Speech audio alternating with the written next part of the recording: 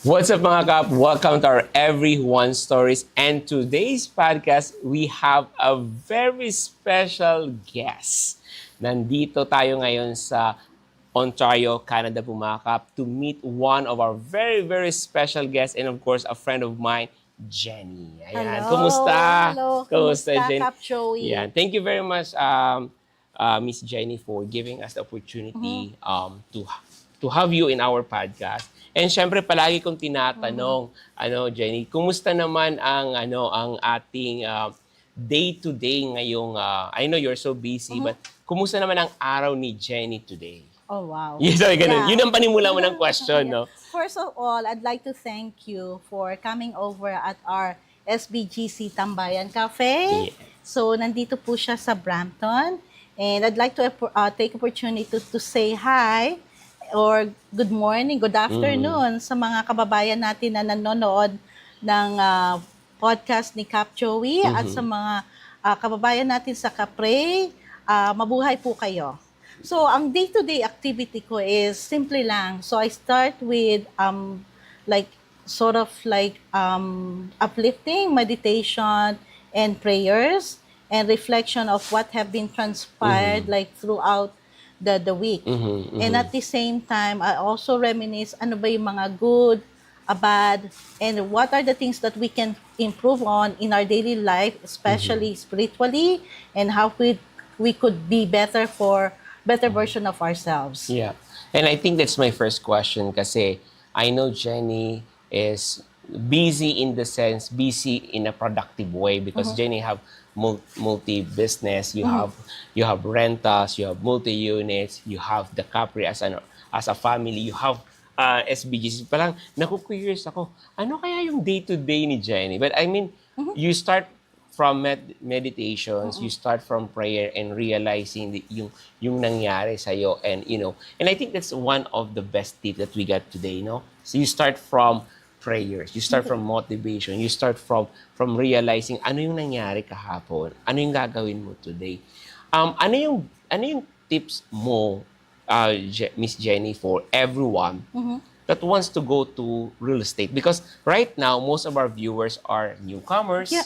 And some of them are planning to start their real estate journey. Maybe start up, thinking, planning, dreaming. But kung babalikan natin yung, let's say, 5 years ago. Yeah, I know. Not only 5 years ago. I've been in Canada since 2007. Oh yeah, kung And babalikan. in Afro-Kudule, I know your viewers, like new immigrants, are actually watching your podcast and they wanted to get some tips. So, it was difficult at the time, 2007, and there's not really much into information. You all rely on having to learn it on yourself, asking some people, and not even that. There's not so many people doing what I'm doing right now. But what I can share, why I get to that point, is I'd like to know and share with everyone the very important reason why I'm doing it is I ask what is my main motivation and what's my main why I'm doing it. It's not just for the money. I have some purpose in life that I wanted to help out my family, not only here in Canada, but also in the Philippines. And during the beginning, I was able to bring my family, my 4 children, and then my in-laws, my parent, and I was trying to bring my sister as well. So that's my main motivation because when That's your why. That's One of my your why. yeah. That's my why. And the reason why is because Canada at the time is a great place to live with all the benefits and education that we could provide, not only for us but also for our children. And I would say, going back and I'm rethinking what we have done, the struggles, the difficulty, is that makes us why we are here on this current situation now. Because when we were I'm just like a new immigrant, we were renting an apartment as well. It's everyone's dream to have your own home, right? Yeah. So we talked with my husband that we came here in Canada for a greener pasture. We own a home there, so we'd always dream to have a home Yeah. that we call our place. Like it's never been my dream to have to being a renter forever, but it's always been my dream to have our own home that we could have our kids grow there together, or probably that's our retirement home in the future. Yeah. But along the way, things have changed. You have bigger goals, not only for your family, but for the people that are surrounding you. But it makes you stronger with all the challenges that you have. Absolutely. Thank you very much, Jen. Kasi going back dun sa tayo nagsimula, what you're saying is hindi siya easy journey. It's not an easy There journey. is a Yeah. struggle, may masaya, may Yeah. malungkot. Yeah. But what I really want to highlight on the conversation is that you need to have a strong why. Yeah. Why you're doing this. And for you that are watching right now, you're dreaming to immigrate here in Canada, you want to start your real estate, maybe you're doing your real estate investment right now. What is your why? What is your reason? I want you to comment below in the comment section. Ano yung reasons mo why you're doing this? And I think that's a very important with Jenny's journey is very strong yung why. I want to help my family. Yeah. I want to own my home, a new home para sa aking family. And to everyone that just met you, sino ba si Jenny? I mean, you've been here for 2007. Yeah. And maybe some people already know you. They already met you in event in Capre. But for everyone that just met you, sino ba si Jen? Okay, so let's refresh. Let's move the play backwards. Yeah, so, backwards tayo ng konti. Yeah, because I became an entrepreneur by accident. It was never in my dream. Although the why is there to have a greener pasture for your family, so that you could also help out like your family back in the Philippines. But what brought me here is just by accident as well. Like we were in a company, it's a multinational American company that we were planning of migrating to Canada. It was not really my intention because I'm so idealistic. Like I wanted to help out my own country by staying there so that they can return a skilled worker. But along the way, when you have a family, your vision change, right? You become not yourself only, but you also have to take care of others. So I came here as a skilled federal immigrant. You sure know that one. So I'm a pharmacist by profession. And my work is in a pharmaceutical and in a healthcare industry. So I'm one of managing the research and development there. And then we were in a group that we decided, okay, let's go and apply for Canada. And we're granted an application here. But during the living here for initially the first 2 years, it was difficult because you don't know anyone. You don't even have a relative. So I struggled really hard. But the help of the family that I have and at the same time relatives were able to manage it. And I was able to acquire, in 2 years' time, a primary residence. So that primary residence, that's become my first real estate investment. And when I was refinancing way back in 2015, I said I wanted to buy a bigger house. And then my realtor told me that you don't need to buy a bigger house. You just need to buy a first income rental property, so that becomes your retirement. So true enough, I agree with his suggestion. So I bought my first rental income property. Initially, I was so excited and happy because the very first day, that the closing time, I got a new tenant already. Wow. Yeah, but you know what? After 1 year, realizing it's not a Cinderella story, so I have a nightmare story. My tenant stopped paying. So Oh my goodness. I don't know how to handle it. I've never been an entrepreneur. I've always been working as a full-time job, and I always follow the procedures, right?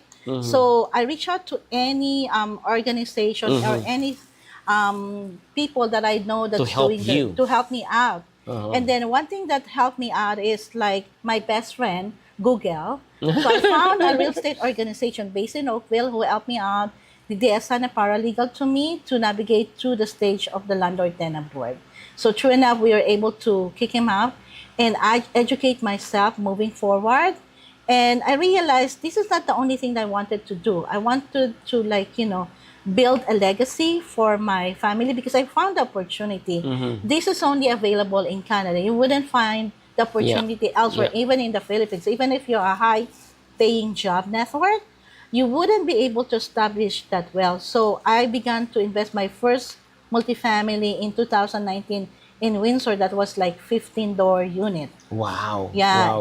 So And yung real estate journey niyo po is by accident lang because you met a realtor that is yeah, so good with you that maybe your realtor na convinced nakausap me. mo convince you because I was only thinking of retirement retirement money. money, 'di ba? I was Kasi not that's the concept thinking of of building wealth. building wealth, right? I mean, typically, comment it below if Mhm. you agree with me. Kasi typical mindset ng ating kababayan is that go to Canada, save money, build your home, Mhm.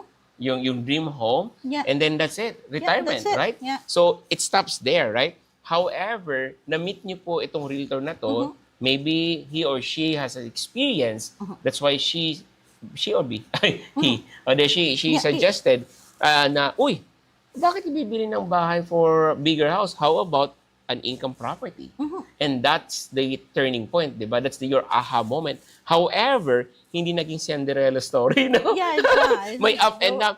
However po mga kap, what I am seeing right now is connecting to the right people is something na magandang nangyayari. But that time, Mhm. wala pang kapre. Wala pang kapre. And And like, it's hard, no? yeah, and you always instill a positive mind, Mhm. right? Like, there would always be a problem, Mhm. but if you come up with a solution, in a problem, there's always like a solution. So how Capri came into place, Mhm. Tom and I know each other already from another real estate organization. Uh-huh. And then, because he's in a group of engineers, so he knows a lot of engineers who had, Mhm. like, at the time, Mhm. small rental units.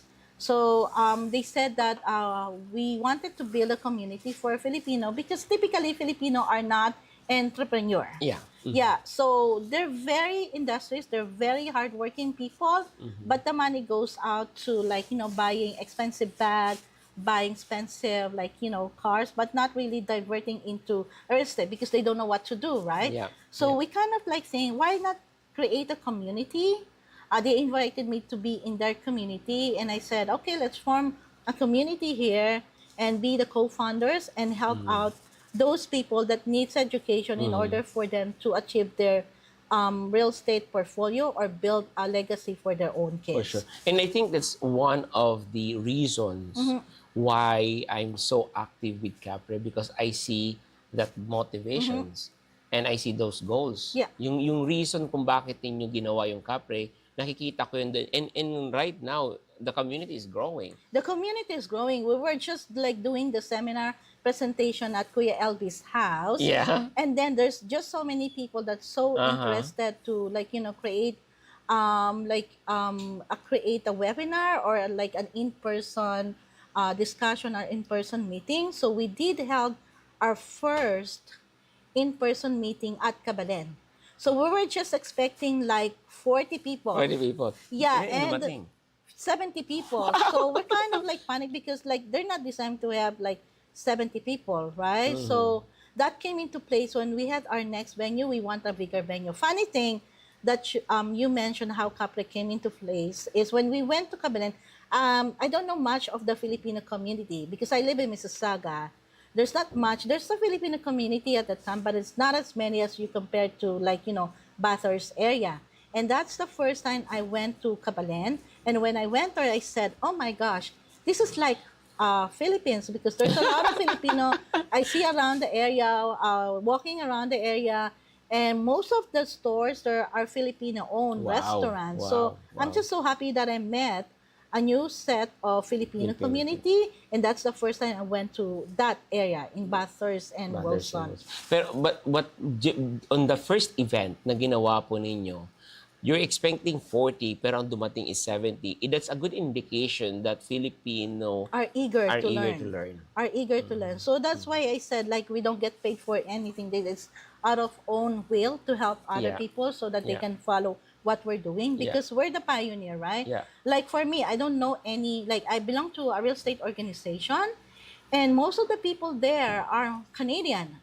Probably one or two Filipino are already like a member Yeah. of that Yeah. community. So we wanted to, like, give our, like, a knowledge and share our knowledge and experience to the Filipino because that would help them big time for them to achieve. Because I know Filipino are very hardworking Working. people. You just Yeah. give them the right path to succeed. Absolutely.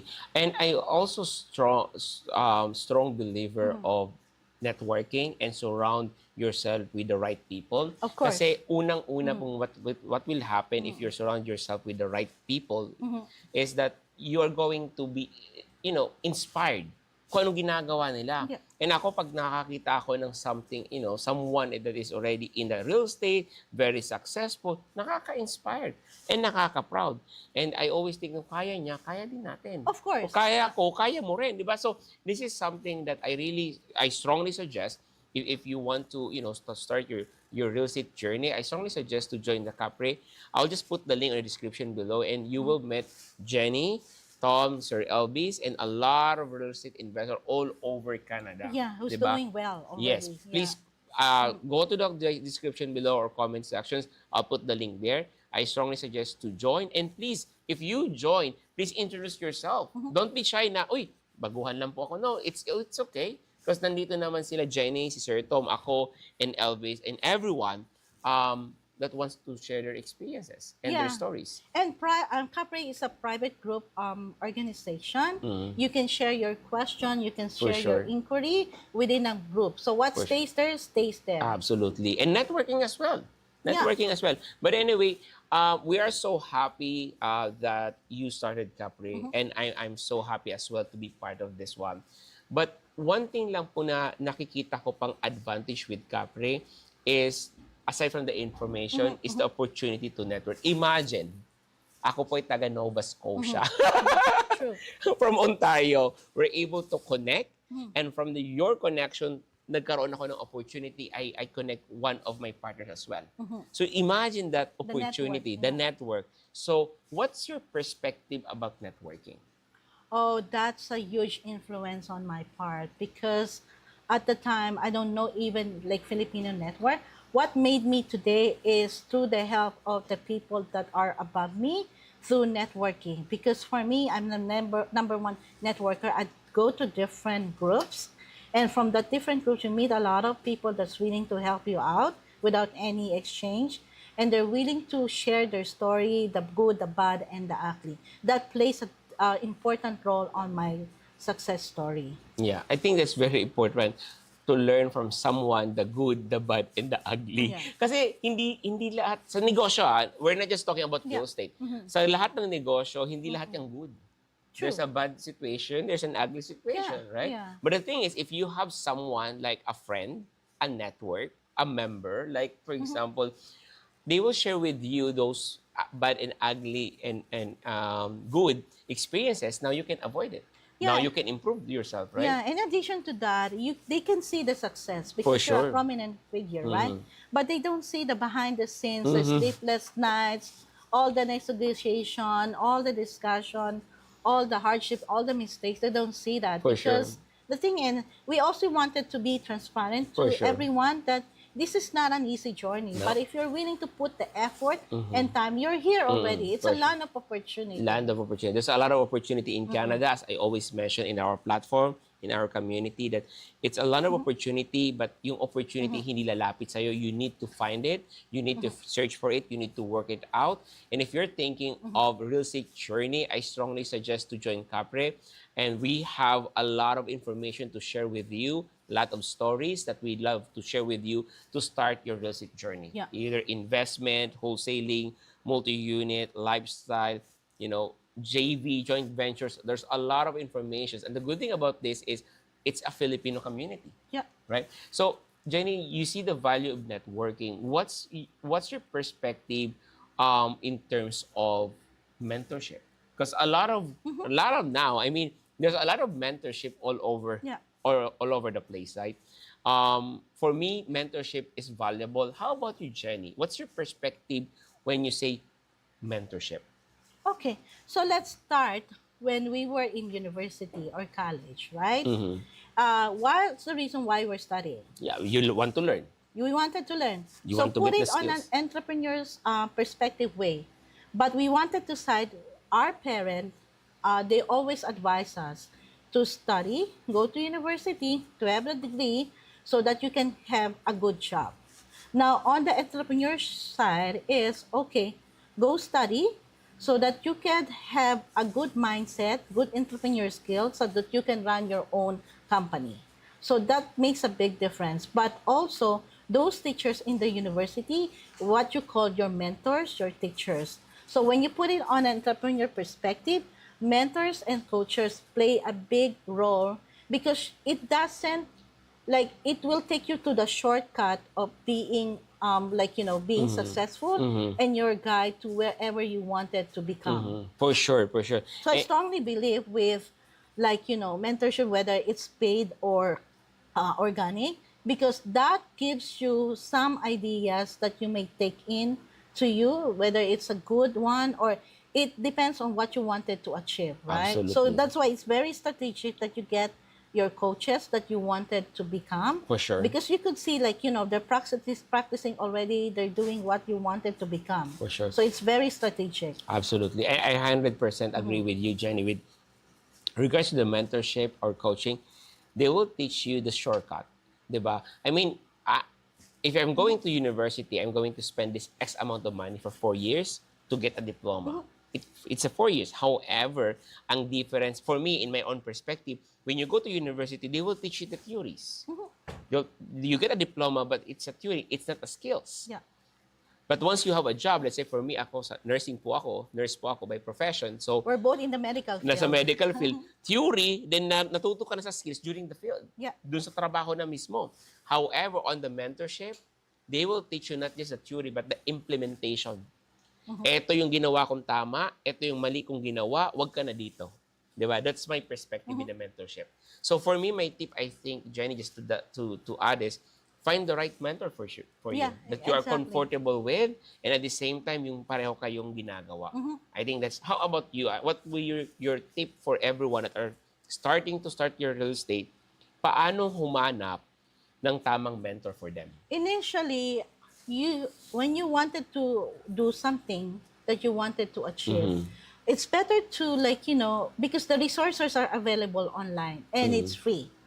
So try to find those coaches that you wanted to also do what they're doing, right? sure. Watch them and then bet on them. And once you decided that you wanted to go with them, then that's the time you decide to pay for the coaching, because you don't want to waste. Because initially, when you're just starting up, you don't know what to do. Exactly. You're not yet decided what you wanted to become. So you have to figure out, and you need to assess your niche. Yes. So what you're good at. Let's say other people are good at wholesaling. Other people are good at lifestyle investing, right? So you cannot follow them unless you really have that niche, right? So let's say you're in the nursing.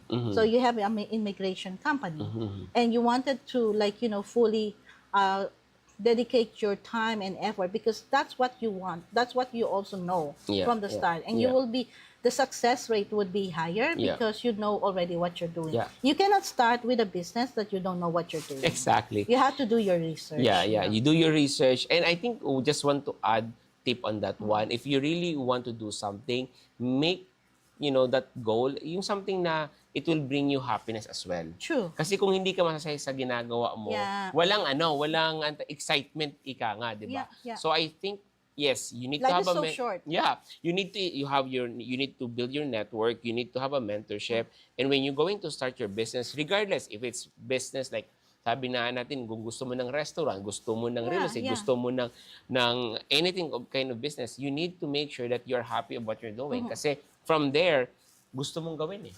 Masaya ka eh, di ba? From there, you need to have a mentor to strengthen. Also, one thing is, don't take advice to the people who have not been to your journey. For sure. Or have not done what you're doing, For sure, right? for so sure, yeah. how can they give advice if they have not been there? For sure. So follow the advice to the people that would been past you, that who have done it successfully, because they can give you the positive mindset and the positive advice to make you successful. Makes sense. And I think that's it for the journey on how to start your real estate investment. And if you have questions along the way, any questions about real estate, maybe a wholesaling, multi-units, lifestyle, short-term rental, I want you to comment below. Or maybe if you don't have a question, I just want you to comment below so that we can acknowledge you in the next videos. And of course, you are welcome to join the Capre. I just want to move to the questions, Jenny, because a lot of our viewers right now are already in real estate and want to plan, they want to start their real estate journey. What is the biggest mistakes that a startup real estate investors that we need to know so that we can avoid it? Ano yung biggest three mistakes na kailangan natin malaman para maiwasan na ng mga baguhan?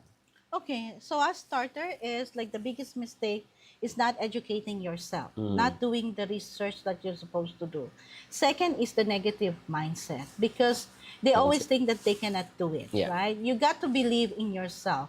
Like if others can do it, they're just normal people, you can do it as well too, right? And third is not taking action. You know there's the potential already and you're afraid to make mistakes. There would always be mistakes. What we call those mistakes are learning experience. So you got to be ready with that and learn to embrace the mistake because that's your learning For experience. sure. I mean, lahat naman tayo we commit mistakes. And for me, mistakes is a learning opportunity. It's a learning experience. Learning experience. And from there, once na-solve mo yung problema na yun, you get more stronger. Yeah, You get you more become experience. wiser. You get wiser, di ba? So I think don't be ako sa tip ko lang, huwag kang matakot na magkamali. And if you're scared na magkamali, network. Yeah. Reach out. Someone Ask who someone, had done. right? Yeah. So I think that's one thing. And to add to the common mistakes na ginagawa ng mga beginner is they're not reaching out. Yeah. Kasi takot silang mag-reach out. Yeah. Takot sila na, ano ba yan, hindi mo alam. Di ba mga ganun? Yeah. Ganun tayo as a Filipino, Exactly. di ba? Nandoon yung matagal na ako dito sa Canada, mas alam ko ang ginagawa ko. I will not reach out. Di ba? That's the common.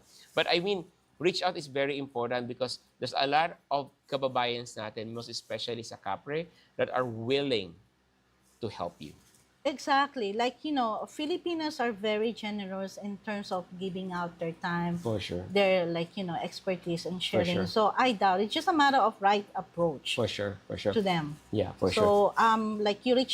lot of people are answering in the community. Yeah. So that would give you encouragement as sure. well to ask for the more if you're not For sure. satisfied, or you can reach out to those experts that are doing what you wanted to do. Yeah. And speaking of, because we're going to post this also in our community, Capre, I just want to shout out to all our real estate investors that are doing great.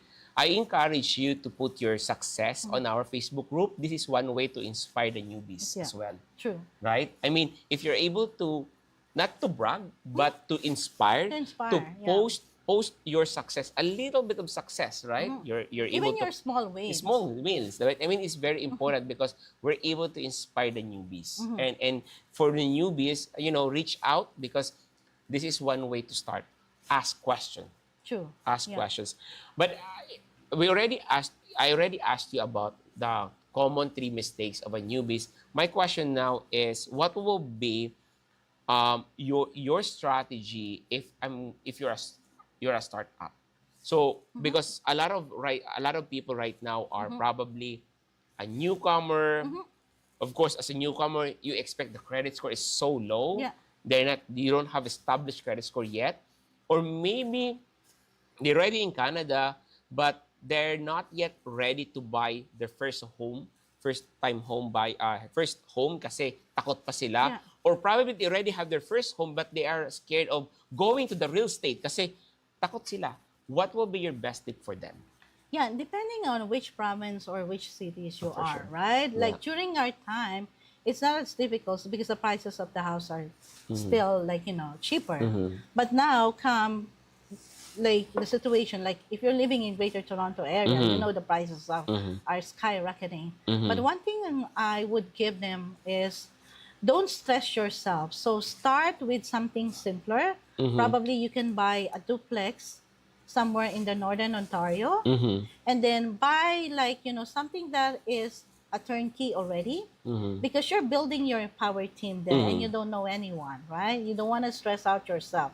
So start it initially simpler, and then as you grow, you wanted to do a renovation or do a burst so that you can refinance it. So for me, when I was just starting up, I don't want the headache. So I just bought like, near my area, near my backyard, so that I can just check on it, Check on it. right? Yeah. So I bought like 3 blocks away from Mississauga, and it's a turnkey. Mm-hmm. But I said, like, over the years, I refinance it and then Mm-hmm. buy and repeat Mm-hmm. another and buy it in Naguyagra.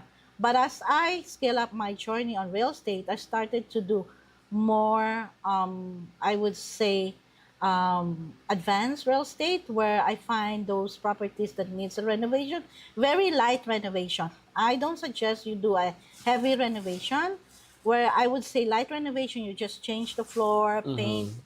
the wall, change some fixtures on Mm-hmm. the washroom, Mm-hmm. so that you'll be able to get the great value of it. Absolutely. Right. I Very mean, simple. so what you're saying, Jenny, if I want to start a real estate, kunin mo yung simple mo na. Yeah, just simple. So you don't stress yourself. And then as you navigate and educate yourself and do more research, that you're willing to take on to the next level of, because It's a ladder. it's a ladder. There's always like a risk, but you kind of play the minimal risk. For sure, that. for sure. I mean, a lot of you right now, maybe you want to start your real estate, maybe you want to buy your first home, maybe you want to start your business. I want you to comment below your questions, and probably your question will be our next topic. So don't be shy po mga kap, no, to ask questions on real estate. And if I'm going to ask you, Jenny, because I know you're doing a business and you're doing real estate, bakit real estate pala? Kasi baka yung mga viewers natin, ayoko ng real estate, napakalaking ano yan, laking investment. Yeah, Ano, yeah. Wala akong perang ganyan. I don't want to go through that kind of business. Bakit pa real estate? Well, it's a passe. It's 90% of successful investors invest their money in real estate. And the success rate among other business is higher. So it's around like 88.8 as per the survey. As compared to the other business, this is the higher success rate. Plus the thing is, you begin to buy your own home because that's your dream home. That could be your real estate investment depending on how you use it. I know other gurus say, like, don't buy your primary residence, that's a liability. That's not true. It depends on how you use it. So if you have 4 bedrooms in your primary residence, then you can rent out the remaining bedrooms, right? So that helps you the mortgage to that. Yeah. So depende sa strategy. Because to be honest po mga kap, no, there's a lot of strategies on how you can start your real estate. True.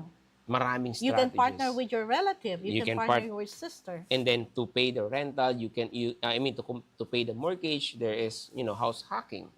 Yeah. Parenta mo baba, parenta mo yung kwarto, di ba? There's a lot of It's true. options. There's so many ways. It's just that you need to get the right information and at the same the right time, people. to the right Yeah. people. Kasi maraming strategies, pero yung nag-advise sa'yo, hindi naman ginagawa. Yeah, and for a beginner, I don't advise you to buy a 10-unit immediately without knowing what you're diving into, right? Yeah. So you take it slow. Slow is faster than quicker because you got the time to think and you avoid the mistake, Yes, right? for sure. So if you have the money, then buy simpler because you don't know eventually if that is the goal that you wanted to achieve, right? Totoo.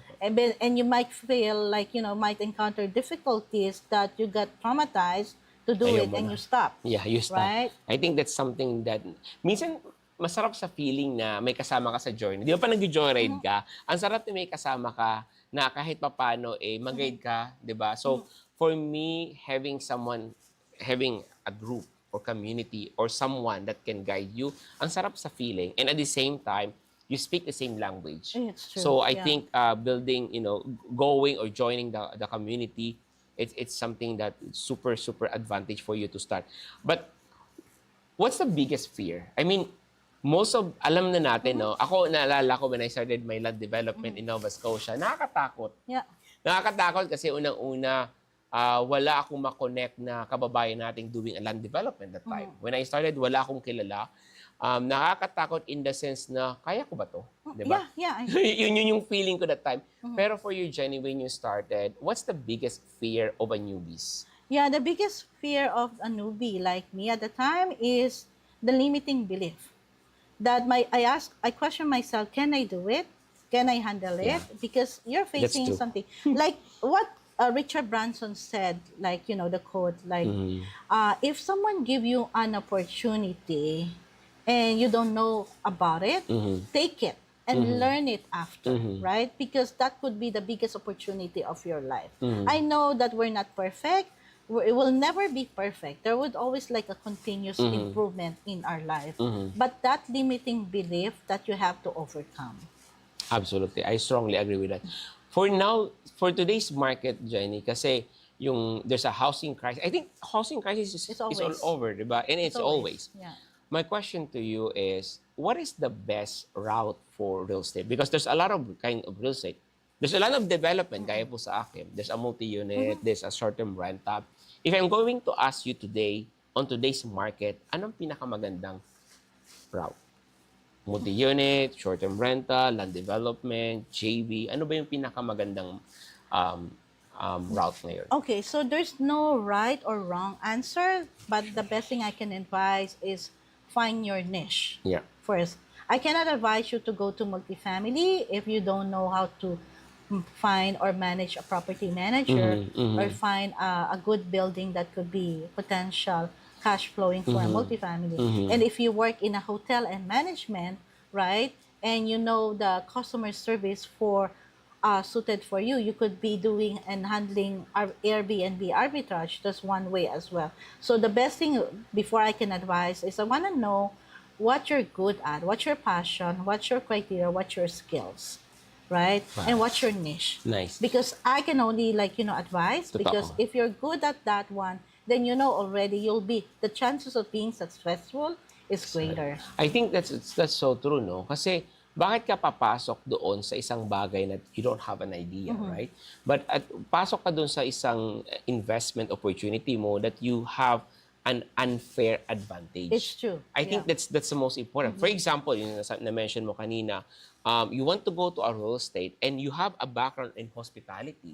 Diba? Yeah. Then go for a short-term rental. Yeah. Kasi ano yun hospitality yun, diba? So you have idea how to deal people, how to check in, check out, diba? So magandang magandang opportunity because you have an unfair advantage. Like for me, I'm a marketer for almost 7-8 years nandito sa Halifax, Nova Scotia.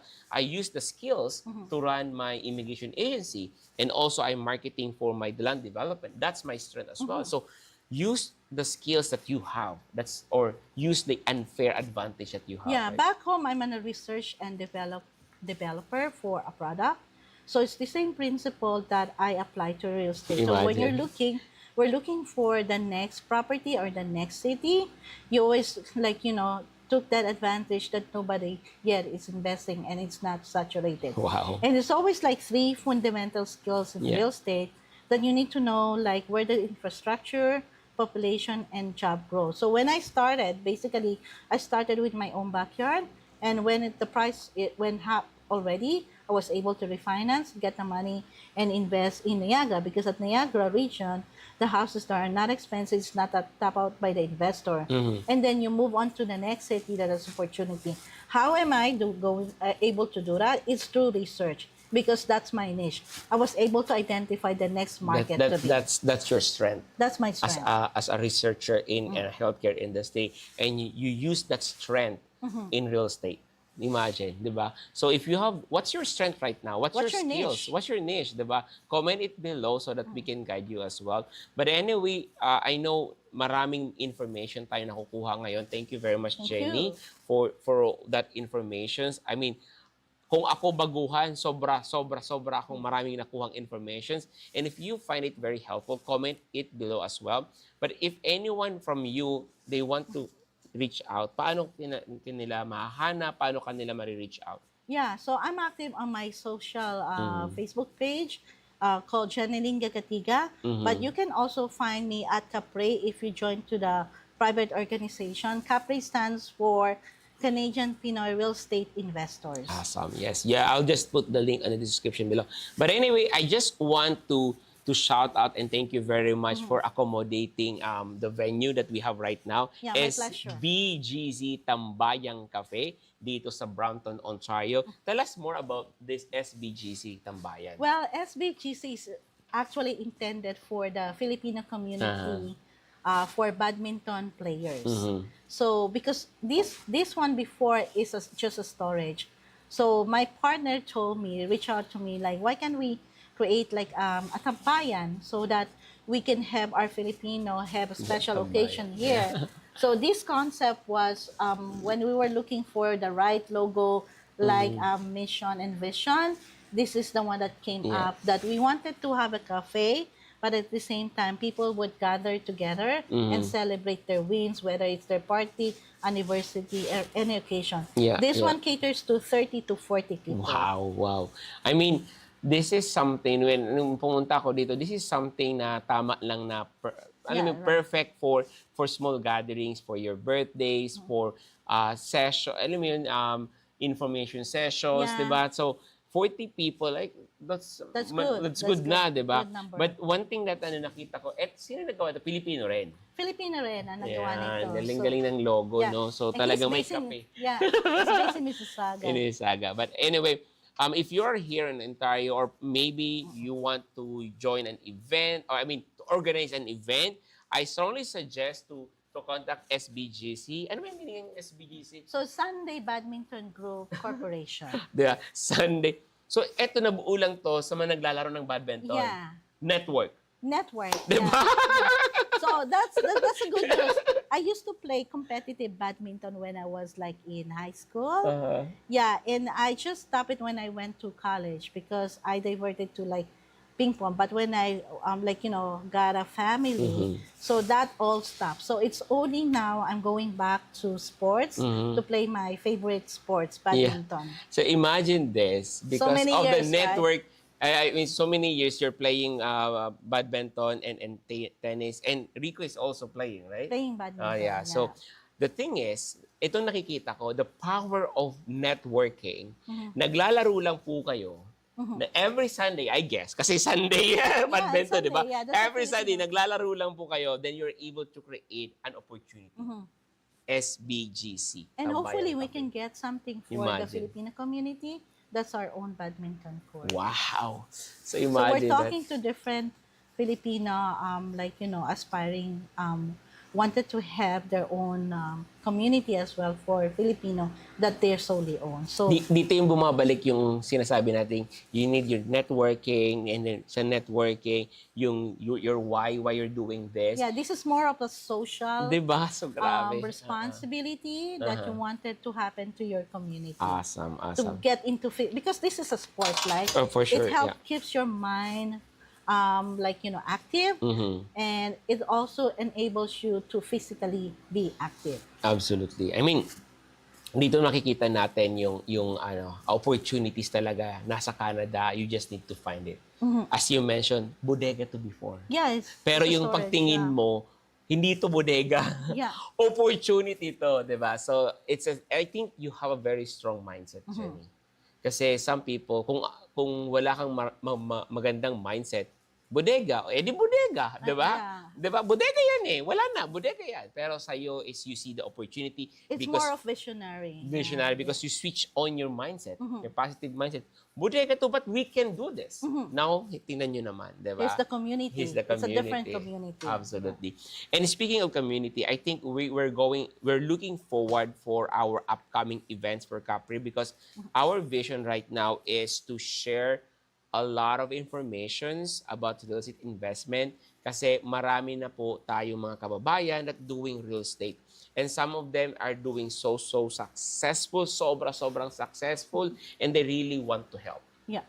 So marami tayong mga real estate investors that they're start-up, that they need some guidance and networks as well to grow their business, and that's Capri. Yeah.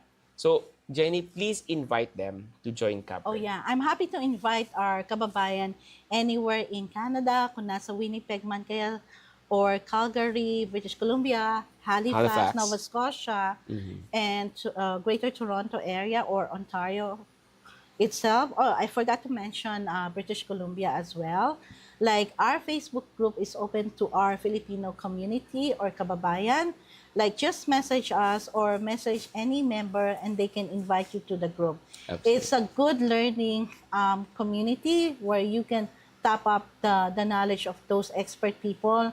And don't feel afraid to ask questions, because everyone is asking questions, even the expertise, if they know that there's something that needs to, to discuss, if there's something that needs to coordinate, because we always have our this group that bring us like a lot of memories to our members who have started to buy their properties through Capre, and they grow their portfolio in such a short time. So if they can do it, there's no question that you cannot do it. Absolutely, absolutely. And that's it for today and tonight. If you're watching this live or recorded, maraming salamat for joining our EveryJuan stories. We are so happy to have you here. And as before we end this video, thank you very much, Thank Jenny. you as well. And we are inviting everyone to join Capre. If you are into a real estate investment, or maybe you're just planning to start your real estate investment, I strongly suggest to join Capre. Because sabi ko nga, it's better po mga kap to surround yourself with the right people In the right community. in the right community. Thank you very much po mga kap, and we are signing out sa mga kababayan natin, mga kaps natin all over the world. See you here in Canada. Maraming salamat po mga kap. Bye! Bye!